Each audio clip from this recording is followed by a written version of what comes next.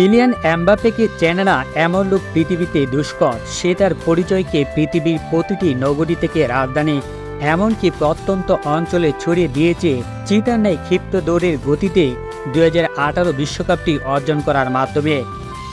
Griezmann, Pogba, কন্তে ত্রয়ীর প্রধান drug horse power তাপ ইঞ্জিনটি ছিল এই এমবাপ্পে, যে রাশিয়া 2018 বিশ্বকাপটি সমগ্র আলো নিজের করে নিয়েছিল। বিশ্বকাপটি অর্জন করেই এমবাপ্পে মত্ত হয়ে বসেছিল ক্লাব ফুটবলের শ্রেষ্ঠত্বের মুকুট, চ্যাম্পিয়ন লিগ ও ব্যক্তিগত সর্বোচ্চ পুরস্কার ব্যালন ডিওর নিজের নামের পাশে যোগ করার। কিন্তু পিএসজিতে একে একে অনেকগুলো বছর চলে গেলেও দেখা দেয়নি অধরা চ্যাম্পিয়ন লিগ।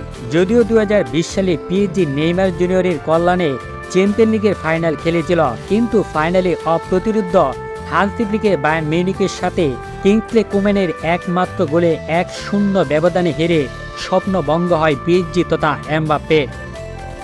তারপর একে একে 4টি বছর চলে গেলেও চ্যাম্পিয়ন লিগ জিততে তো দূরের কথা, একবারও ফাইনালে উঠতে পারেনি ফরাসি ক্লাবটি।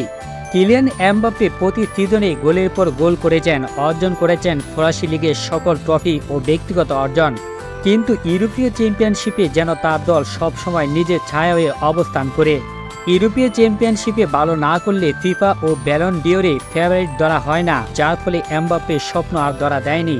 বারবার ব্যর্থতার পর 2021 সালে এমবাপ্পে যখন বেঁকে বসত এই বছর ক্লাব ত্যাগ করবেনি, তখনই বাধা হয়ে দাঁড়ালো পিএসজি সভাপতি কাতারি দনকোবের নাসের আল খেলাইফি এবং ফ্রান্সের প্রেসিডেন্ট ইমানুয়েল মাখো।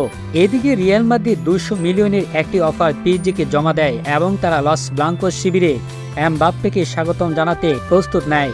কিন্তু যখন এমবাপ্পের সাথে রিয়াল মাদ্রিদের সাথে ট্রান্সফার ডিলটি প্রায় চূড়ান্ত হয়ে গেল, তখনই নাসের আল খেলাইফি এমবাপ্পেকে থামাতে বেছে নেয় অর্থের প্রলোভন, আর এতেই যেন এমবাপ্পে কাবু হয়ে বসে পরিশেষে এমবাপ্পে পিএসজিতে থেকে যাওয়ার সিদ্ধান্ত নেয়।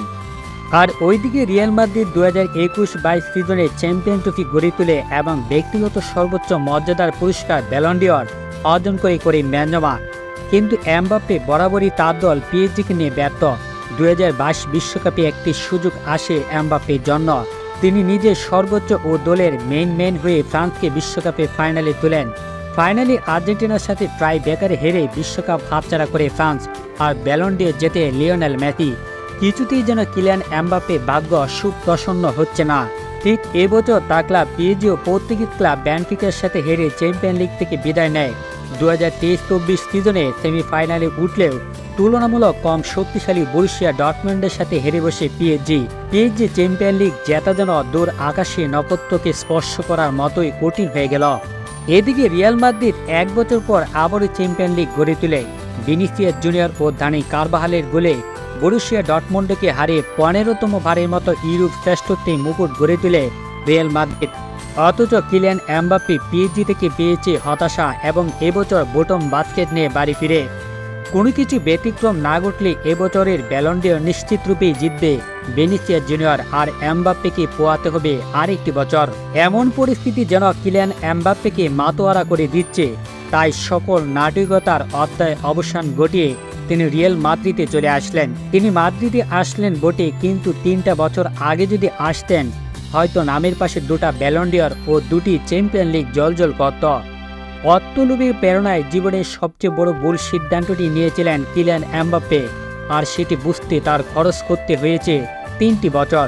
হয়তো তিনি মাদ্রিদের হয়ে ইউরোপ মঞ্চ কাঁপিয়ে সবকিছু নিজের করে নেবেন, কিন্তু রাতের অন্ধকারে অর্থের লোভে পড়ে পিএসজিতে কাটানোর সময়গুলো তার বুকে কাটা দিবে মনের অজান্তেই, কারণ নিজেকে অল্প সময়েই সমৃদ্ধ করার সুযোগ ছিল তার কাছে।